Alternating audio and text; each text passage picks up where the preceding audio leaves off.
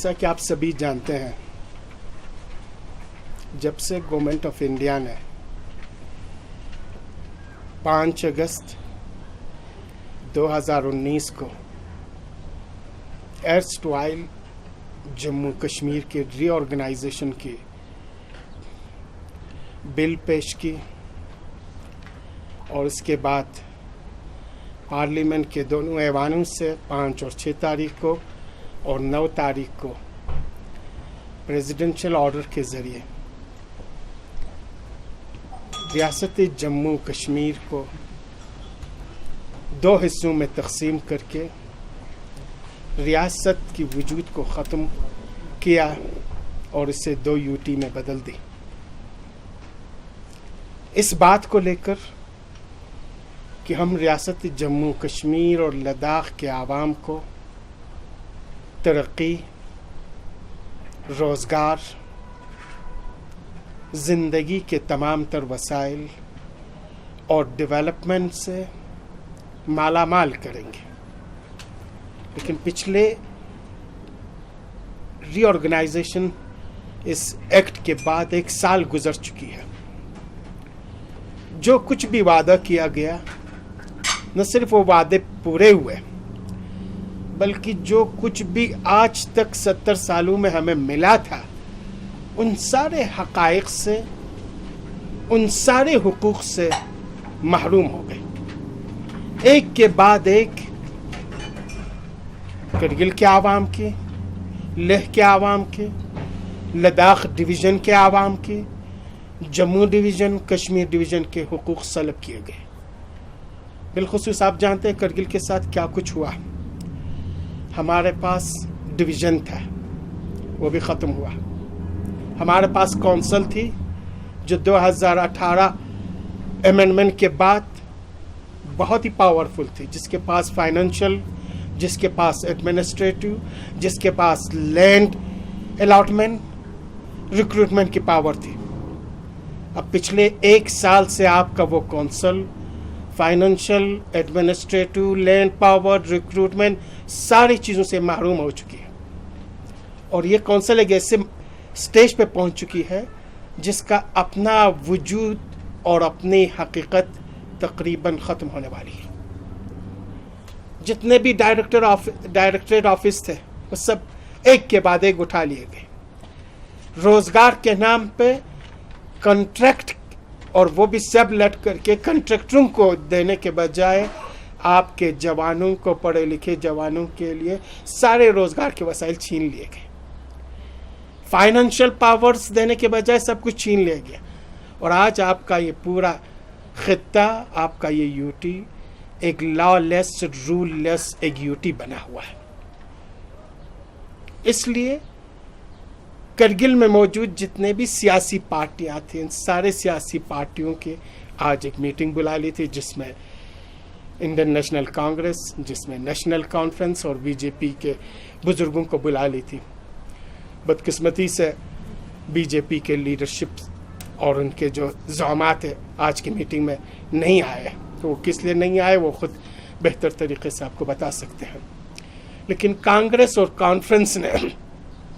ان ساری صورتحال کو دیکھ کر، کیونکہ کرگل کے عوام نے پہلے دن سے ہی اسٹیٹ کی ڈویژن کی، اسٹیٹ کے ری آرگنائزیشن کی، اس کی تقسیم کی سخت ترین الفاظ میں مخالفت کی ہے، اور آج بھی ہم اسی مخالفت پہ قائم اور دائم ہیں۔ نہ ہم نے اس وقت یوٹی مانگا ہے، اور نہ ہی آج ہم اس یوٹی کے حق میں ہیں۔ آج جو اس یوٹی کو چاہتے تھے، جنہوں نے ڈیمانڈ کی تھی، 1 سال کے بعد یہ حقیقتیں ان پہ بھی واضح ہو چکی ہے، اور 1 سال کے بعد انہی کی باتیں ہیں کہ یہ یوٹی بغیر انجن کے بوگی ہے، یعنی یہ یوٹی ہمیں کہیں پہ بھی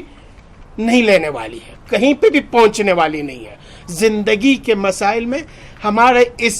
علاقے کا سارا وجود اب ختم ہو چکی ہے، اب پورا لداخ وائس لیس ہو چکا ہے۔ اس لیے کل 5 اگست کے اس سالگرہ کو ہماری جو پارٹیز ہیں، دونوں پارٹیز کے لیڈرشپس یہ مانتی ہے کہ یہ جموں کشمیر اور لداخ کی تاریخ میں سیاہ ترین باب ایک ہے، سیاہ ترین دن ہے اور ہم اس سے یوم سیاہ کے طور پہ مانتے ہیں. اور جو ایکشن، جو بل پیش کی گئی اور جو ایکٹ ری آرگنائزیشن ایکٹ پاس کیا گیا، اس کی ہم مخالفت کرتے ہیں. اور ہم چاہتے ہیں ایرسٹ وائل ریاست جموں کشمیر اور لداخ 5 اگست سے پہلے جس حالت میں وجود میں تھی، اس حالت میں اس ریاست کو پھر سے بحال کیا جائے، اور جموں کشمیر اور لداخ کے لوگ جس طریقے سے پہلے ایک ہو کر اپنی ترقی کے منازل طے کرنے کے لیے جی جان سے لگے ہوئے تھے، اسی طریقے سے آگے آئے. اسی لیے آج کی یہ پریس کانفرنس بلائی گئی ہے، اسی لیے یہ پریس ریلیز آپ لوگوں کو دی گئی ہے، تاکہ کرگل کے عوام کے جذبات اور احساسات سے ہمارے یو ٹی ایڈمنسٹریشن اور اسپیشلی گورنمنٹ آف انڈیا اور ریسٹ آف دا کنٹری آگاہ ہو. دنیا کو پتہ چلے کہ کرگل کے عوام نے ڈے فرسٹ کو یو ٹی کو نہیں مانا ہے، ری آرگنائزیشن ایکٹ کو نہیں مانا ہے، اور 1 سال کے بعد بھی اپنے اس وعدے پہ پابند ہیں، اور آج بھی ہم اسے نہیں مانتے ہیں. انشاءاللہ اس کے بعد ہماری جتنے بھی سیاسی پارٹیاں ہیں مل بیٹھ کے ایک لائحہ عمل بنائیں گے، تاکہ کرگل کے عوام تک ان کے حقوق، ان کے ایشوز، ان کے ڈیمانڈز اور ان کی چاہتوں کو بھرپور طریقے سے ان تک پہنچائیں. اس کے لیے لائحہ عمل بنا لیں گے جو ہی یہ کووڈ کی حالت سے تھوڑی بہت ریلیکس ملے گی، راحت ملے گی. اور نہ صرف ہم کرگل میں بلکہ لیہ میں بھی، پوری خطے لداخ میں ہم عوام کے ساتھ، لیڈرشپس کے ساتھ بات کرنے کی کوشش کریں گے، اور اپنی ان ایشوز کو، اپنے ان مشکلات کو آگے تک بھی پہنچانے کی کوشش کریں گے. اس لیے یہ پریس کانفرنس بلا لی ہے، جس میں ہمارے یہ 4-5 پوائنٹس ہیں جو میں ابھی آپ کو سنا لیتا ہوں. That NC and INC would declare 5th August as the darkest day in the history of Jammu, Kashmir and Ladakh. These two parties have strongly condemned the division of the erstwhile state of Jammu and Kashmir and has appealed to reintegration of Jammu, Kashmir and Ladakh and complete restoration of statehood to it. Third, these two parties have strongly condemned the loss of social, political rights of people of Ladakh and its cultural identity as a result of the 5th August 2019 decision, and they declared that they are fully committed to fight and work for restoration of social, political, cultural rights of the people of Ladakh. Fourth, the two parties have also decided that in the very near future they will formulate a future course of action in this regard. They have appealed to the general public and the religious, social institutions of the Kargil to wholeheartedly extend their support to the coming action plan in the interest of the region. Fifth, these parties have appealed to the people of Kargil to mark 5th of August as a black day to denounce the central government decision as a mark of strong protest. یہ ہمارے 5 point ہیں جو آج آپ کے ذریعے government of India کو اور ریسٹ آف دا کنٹری کو پہنچانا چاہتے ہیں. ساتھ ہی باقی چیزیں ہمارے قمر علی آخوند صاحب آپ کو بتا دیں. یو ٹی کے خلاف ہم ہمیشہ رہے، ہم نے کبھی بھی یو ٹی کے حق میں آواز نہیں دی، نہ اس کا ڈیمانڈ کیا. یہ تسلط کیا ہوا ڈیسیجن تھا، مسلط کیا ہوا ڈیسیجن تھا، یہ ہمارے اوپر تھوپا گیا ڈیسیجن تھا. ہم نے کچھ پایا کچھ بھی نہیں ہے، پایا زیرو، سب کھویا ہی کھو رہا ہے. میں تھوڑا سا آپ لوگوں کو جو ہے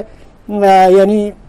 خاکہ تھوڑا پیش کرنا چاہتا ہوں کہ خطے لداخ نے کیا کھویا ہے اس یو ٹی کے اناؤنسمنٹ کے بعد. جو ہے یہ جو غلط ڈیسیجن لینے کے بعد جو ہے یہاں پہ اللیگلی،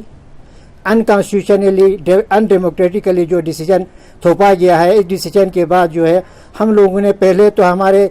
4 MLA ہم نے کھویا.